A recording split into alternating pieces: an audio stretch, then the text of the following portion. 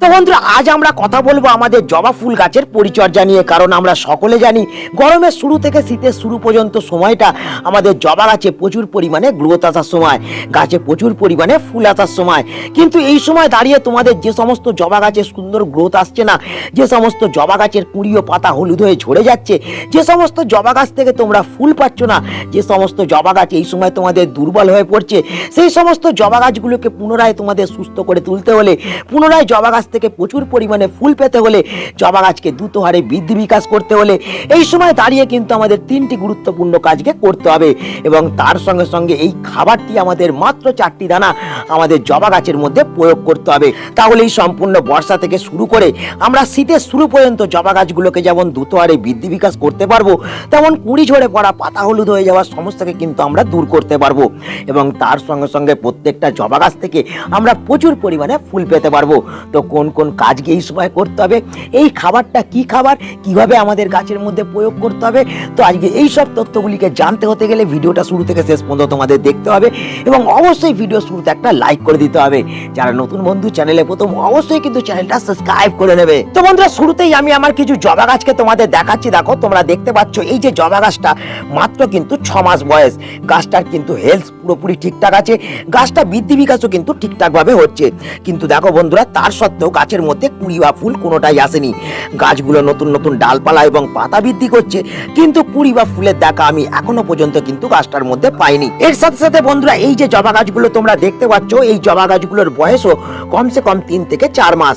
কিন্তু বন্ধুরা দেখো গাছের মধ্যে কুঁড়ি ফুল আমি কিন্তু প্রত্যেক দিনই প্রায় পাচ্ছি, কিন্তু গাছের বৃদ্ধি বিকাশ সঠিকভাবে কিন্তু হচ্ছে না। গাছগুলো যে নতুন নতুন ডালপালা এবং পাতা বৃদ্ধি করবে, সেই প্রবণতা কিন্তু গাছের মধ্যে ধীরে ধীরে কমে গেছে। তো বন্ধুরা এই দু ধরনের গাছকে আমরা এই সময় কিভাবে যত্ন করব, এই দু ধরনের গাছের ক্ষেত্রে আমরা কোন ধরনের খাবারকে প্রয়োগ করব, কিভাবে এই দু ধরনের গাছের মধ্যে আমরা নতুন করে গ্রোথকে শুরু করতে পারবো এবং তার সঙ্গে সঙ্গে প্রচুর পরিমাণে ফুল পাবো, সেটাই আমাদের জানতে হবে। তো বন্ধুরা এই সময় এই দুই ধরনের গাছকে আমাদের দ্রুত হারে বৃদ্ধি করতে গেলে এবং গাছ থেকে প্রচুর পরিমাণে আমাদের ফুল পেতে হলে, গাছের কুঁড়ি ঝরা এবং পাতা হলুদকে বন্ধ করতে হলে আমাদের প্রথম যে কাজটা করতে হবে সেটা হচ্ছে আমাদের গাছগুলোকে কিন্তু একটা স্টেবল ওয়েদারের মধ্যে রাখতে হবে। কারণ বন্ধুরা আমরা সকলে জানি জবা গাছ কিন্তু একটা স্টেবল ওয়েদারকে পছন্দ করে। আমরা অনেকে যেটা করি, এই প্রবল গ্রীষ্ম থেকে গাছগুলোকে বাঁচানোর জন্য সকালবেলা আমরা কিন্তু খোলা জায়গার মধ্যে রাখি এবং বেলা বাড়া মাত্রই এবং রোদের তীব্রতা পড়া মাত্রই গাছের মধ্যে আমরা গাছগুলোকে ছায়াযুক্ত জায়গার মধ্যে এনে রেখে দিই।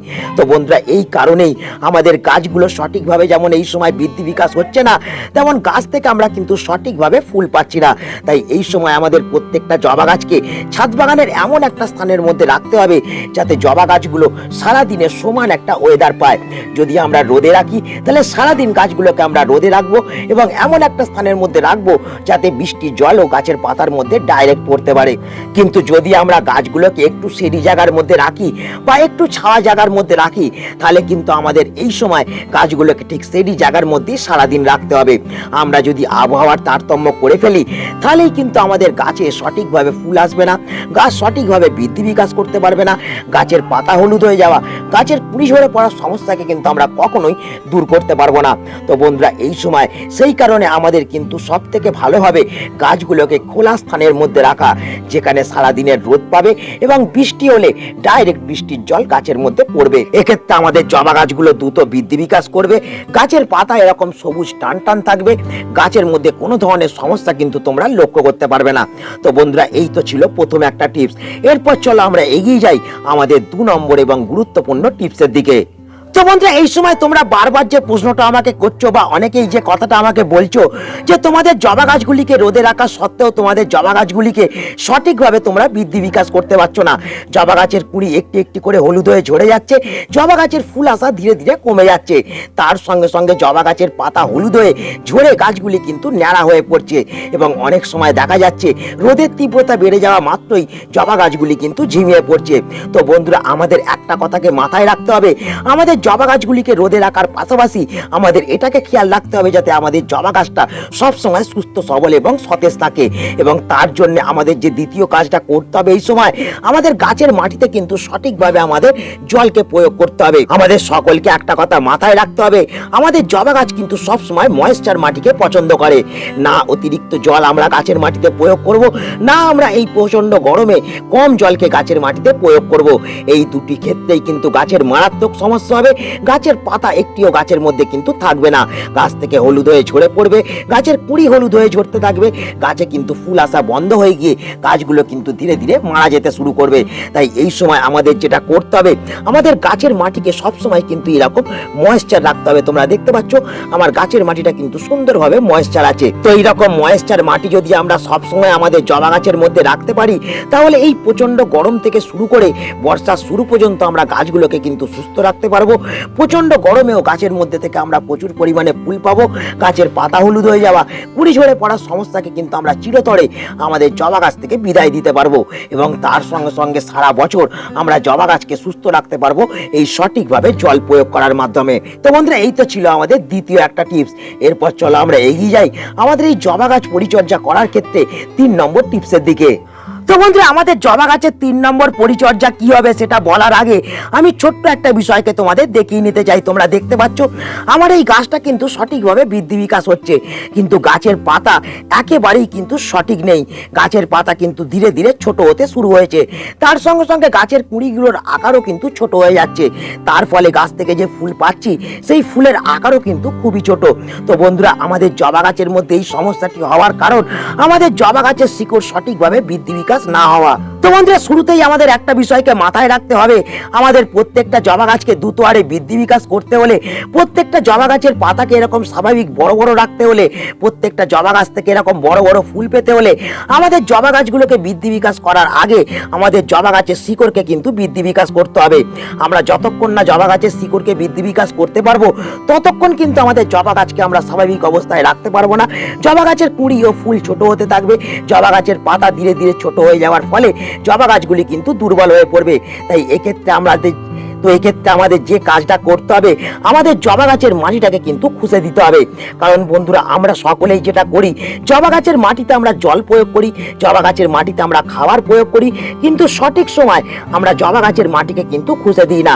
তার ফলে যেটা হয়, মাটি ধীরে ধীরে কিন্তু কম্প্যাক্ট হয়ে পড়ে, মাটির মধ্যে অক্সিজেন চলাচলটা বন্ধ হয়ে যায় এবং তার ফলে গাছের শিকড় কিন্তু বৃদ্ধি বিকাশ হতে পারে না। বন্ধুরা, এই সময় আমাদের এই সমস্যা থেকে মুক্তি পেতে গেলে আমাদের যেটা করতে হবে, আমাদের প্রত্যেক 6 থেকে 7 দিন অন্তর অন্তর আমাদের জবা গাছের মাটিটাকে এরকম কিন্তু একটু খুঁজে দিতে হবে। এর ফলে যেটা হবে, জবা গাছের মাটির মধ্যে সঠিকভাবে কিন্তু অক্সিজেন চলাচল করতে পারবে এবং তার ফলে শিকড় দ্রুত হারে বৃদ্ধি বিকাশ হবে। জবা গাছের মাটি যদি ভিজে থাকে, সেই মাটি কিন্তু ধীরে ধীরে শুকিয়ে যেতে আরম্ভ করবে। তার ফলে জবা গাছের মাটির মধ্যে কোনো ধরনের ফাঙ্গাস, ব্যাকটেরিয়া, পিঁপড়ে, কেঁচো, কৃমি কোনো কিছুই কিন্তু জন্মাতে পারবে না। আমরা সারা বছর জবা গাছকে সুস্থ রাখার পাশাপাশি প্রত্যেকটা জবা গাছ থেকে কিন্তু আমরা প্রচুর পরিমাণে ভরে ফুল পেতে পারবো। এই কাজটা বন্ধুরা না করার কারণেই আমাদের প্রত্যেকটা জবা গাছ কিন্তু ধীরে ধীরে দুর্বল হয়ে পড়ে। জবা গাছের শিকড়কে আমরা বৃদ্ধি করতে পারি না, জবা গাছের পাতা এরকম ছোট আকার ধারণ করে, জবা গাছের ফুলগুলি ধীরে ধীরে কিন্তু ছোট হয়ে যায়। তো বন্ধুরা, এই 3 নম্বর গুরুত্বপূর্ণ কাজটা যদি আমরা এই সময় করতে পারি, আমাদের প্রত্যেকটা জবা গাছ থেকে আমরা কিন্তু প্রচুর পরিমাণে ফুল পাবো এবং যেসব জবা গাছ এই সময় বৃদ্ধি বিকাশ হচ্ছে না, সেই সমস্ত জবা গাছকে আমরা কিন্তু এই সময় দ্রুত হারে বৃদ্ধি বিকাশ করতে পারবো। তো বন্ধুরা, এই তো ছিল আমাদের 3 নম্বর একটা টিপস। এরপর চলো আমরা এগিয়ে যাই আমাদের জবা গাছ পরিচর্যা করার ক্ষেত্রে 4 নম্বর টিপসের দিকে। এরপর যে 4 নম্বর এবং গুরুত্বপূর্ণ বিষয়টাকে নিয়ে আমরা আলোচনা করব, সেটা হচ্ছে আমাদের জবা গাছের মধ্যে খাবার প্রয়োগ। এই সময় আমাদের জবা গাছের মধ্যে কোন ধরনের খাবারকে প্রয়োগ করতে হবে। কারণ বন্ধুরা, আমাদের একটা কথাকে মাথায় রাখতে হবে, আমাদের জবা গাছের মধ্যে নানান রকম পরিচর্যা করার পাশাপাশি যতক্ষণ না আমরা সঠিক খাবারকে জবা গাছের মধ্যে প্রয়োগ করতে পারবো, ততক্ষণ কিন্তু আমাদের জবা গাছগুলো আমাদের সঠিকভাবে ফুল দেবে না, জবা গাছগুলো কিন্তু সঠিকভাবে বৃদ্ধি হবে না। এবং তার সঙ্গে সঙ্গে এটাকে আমাদের মাথায় রাখতে হবে, প্রত্যেকটা মাসে আবহাওয়ার পরিবর্তন হওয়ার সাথে সাথে আমাদের কিন্তু খাবারকেও চেঞ্জ করতে হবে, তবেই কিন্তু আমাদের জবা গাছগুলো সমানভাবে বৃদ্ধি হবে এবং গাছ থেকে আমরা প্রত্যেকটা মাসে প্রচুর পরিমাণে ফুল পেতে পারবো। এই সময় আমরা জবা গাছে কোন ধরনের খাবারকে প্রয়োগ করব? তো বন্ধুরা, আমার হাতে যে খাবারটাকে তোমরা দেখতে পাচ্ছ, এই খাবারটা কিন্তু আমাদের প্রত্যেকের কাছে অ্যাভেলেবেল থাকে এবং প্রত্যেকটা বাগানি বন্ধু এই খাবারটিকে গাছের মধ্যে প্রয়োগ করি, কিন্তু কোন সময় কতটা পরিমাণে প্রয়োগ করতে হবে এটা না জানার ফলে এই খাবারটা আমরা সঠিকভাবে গাছের মধ্যে প্রয়োগ করতে পারি না। তো বন্ধুরা, এই খাবারটা আর কিছুই নয়, এটা হচ্ছে ডিএপি, ডাই অ্যামোনিয়াম ফসফেট, যা আমাদের গাছকে দ্রুত হারে বৃদ্ধি বিকাশ করার পাশাপাশি গাছের শিকড়কেও এই সময় দ্রুত হারে বৃদ্ধি বিকাশ করতে পারবে। যেসব গাছ সঠিকভাবে বৃদ্ধি হচ্ছে না সেই সব গাছ যেমন দ্রুত হারে বৃদ্ধি বিকাশ হতে শুরু হবে, যেসব গাছে ফুল আসছে না সেই সব গাছেও কিন্তু প্রচুর পরিমাণে ফুল আসতে শুরু করবে এবং তার সঙ্গে সঙ্গে গাছ ভর্তি আমরা কুঁড়িকেও লক্ষ্য করতে পারবো। তো কতটা পরিমাণে কিভাবে আমাদের এটা প্রয়োগ করতে হবে, চলো সেটা সময় নষ্ট না করে দেখে নেওয়া যাক। তো বন্ধুরা, তোমরা দেখতে পাচ্ছ আমি কিন্তু এখানে কয়েকটা ডিএপি দানাকে হাতের মধ্যে নিয়ে নিয়েছি এবং এই ডিএপি দানাকে আমরা কিন্তু ডাইরেক্ট গাছের মাটির মধ্যে কিন্তু প্রয়োগ করতে পারি এবং এই মাটির মধ্যে প্রয়োগ করার ক্ষেত্রে আমাদের যে বিষয়টাকে মাথায় রাখতে হবে, এই ডিএপি কিন্তু হচ্ছে একটা রাসায়নিক সার এবং এই সারের তীব্রতা কিন্তু প্রচুর, তাই এই সারকে আমরা কখনোই অতিরিক্ত পরিমাণে বা ঘন ঘন গাছের মাটিতে কিন্তু প্রয়োগ করতে পারবো না। আমাদের কিন্তু খুব লিমিটে এই সারটা গাছের মাটির মধ্যে প্রয়োগ করতে হবে, তবেই কিন্তু এর থেকে সঠিক বেনিফিট কিন্তু আমরা লক্ষ্য করতে পারবো। অতিরিক্ত পরিমাণে বারবার প্রয়োগ করলে এই সার কিন্তু আমাদের গাছকে নষ্ট করে দিতে পারে। তো কতটা পরিমাণে প্রয়োগ করব, তোমরা এখানে দেখতে পাচ্ছ এই যে টবটা আছে আমার জবা গাছের, এই টবটা কিন্তু 8 ইঞ্চির একটা টব। এই 8 ইঞ্চি টবের জন্য আমরা জাস্ট কিন্তু 8টা দানা আমরা এই ডিএপি ছড়িয়ে দেবো গাছের মাটির মধ্যে। দেখতে পাচ্ছ আমরা কিন্তু গাছের মাটিটা খুঁজে নিয়ে ডিএপি সারটা কিন্তু ছড়িয়ে দিলাম। এরপরে আমাদের যেটা খুবই গুরুত্বপূর্ণ কাজ করতে হবে সেটা হচ্ছে অবশ্যই আমাদের গাছের মাটিতে এই সারটা প্রয়োগ করার পর আমাদের কিন্তু জল দিয়ে মাটিটাকে ভিজিয়ে দিতে হবে, কারণ এই ডিএপি সার অত্যাধিক গরম সার। যতক্ষণ না আমরা এই গাছের মাটিতে জল প্রয়োগ করব ততক্ষণ কিন্তু এই সার সঠিকভাবে মাটির সঙ্গে মিশতে পারবে না এবং গাছকে কিন্তু এক্ষেত্রে ধীরে ধীরে দুর্বল করে দিতে পারে। তো বন্ধুরা, এই তো ছিল প্রথম একটা পদ্ধতি ডিএপি সার ব্যবহার করার। এরপর চলো আমরা চলে যাই আমাদের 2 নম্বর পদ্ধতির দিকে। এই ডিএপি সারকে ব্যবহার করার আর একটা পদ্ধতি হলো জলে গুলে এই সারটাকে আমরা ব্যবহার করতে পারি। তো এখানে তোমরা দেখতে পাচ্ছ আমি কিন্তু 500 ml জল নিয়ে নিয়েছি এবং এই 500 ml জলটা আমি 2টো গাছের মধ্যে কিন্তু প্রয়োগ করব। সেক্ষেত্রে দেখো আমি কিন্তু 8 থেকে 10টা দানা ডিএপির কিন্তু ব্যবহার করছি। তোমরা যদি এই 500 ml জল একটি গাছের মধ্যে ব্যবহার করো সেক্ষেত্রে তোমরা কিন্তু এই ডিএপির দানা 4টে নেবে, 4টের বেশি কিন্তু এই ডিএপির দানা কখনোই ব্যবহার করবে না। এক্ষেত্রে বন্ধুরা, এই ডিএপির দানাটা আমি কিন্তু জলের মধ্যে দিয়ে দেবো এবং জলটাকে আমি কিন্তু সুন্দরভাবে একটুখানি নেড়ে নেবো এবং এই ডিএপির দানাটাকে আমরা জলের মধ্যে দিয়ে কমসে কম আমরা 1 ঘন্টা রেখে দেবো।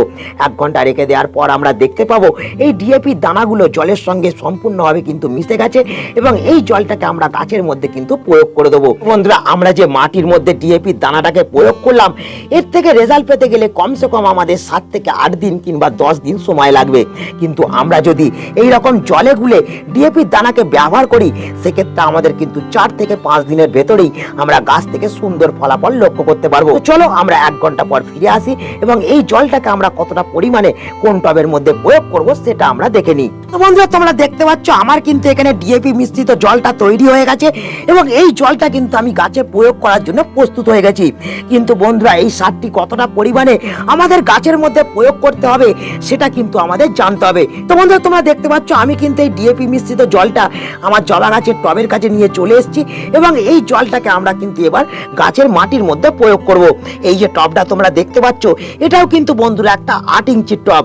এই 8 ইঞ্চি টবের মধ্যে আমরা কিন্তু ডাইরেক্ট 250 ml জলকে কিন্তু এইভাবে প্রয়োগ করে দেবো। এক্ষেত্রে যেটা হবে, এই জলটা ইনটেক করার পাশাপাশি গাছ কিন্তু দ্রুত হারে এই ডিএপিকেও ইনটেক করতে পারবে এবং দ্রুত হারে কিন্তু আমরা রেজাল্টকে দেখতে পাবো। তো বন্ধুরা, এই ছোট্ট ভিডিওটা আজ এখানেই আমি শেষ করছি। আশা করি এই ভিডিওটা তোমাদের সকলের কাজে লেগেছে। যদি ভিডিওটা ভালো লাগে তাহলে অবশ্যই ভিডিওটাকে একটা লাইক করে দেবে, তোমাদের বন্ধুদের কাছে শেয়ার করে দেবে। যারা নতুন বন্ধু চ্যানেলে প্রথম অবশ্যই কিন্তু কার্তিক হর্টিকালচারকে সাবস্ক্রাইব করে রাখবে। তো বন্ধুরা, এরকম গুরুত্বপূর্ণ ভিডিও পেতে হলে অবশ্যই কিন্তু আমাদের পাশে থাকবে। তো বন্ধুরা, দেখা হচ্ছে আবার একটা নতুন ভিডিওতে। সকলে ভালো থেকো, নমস্কার।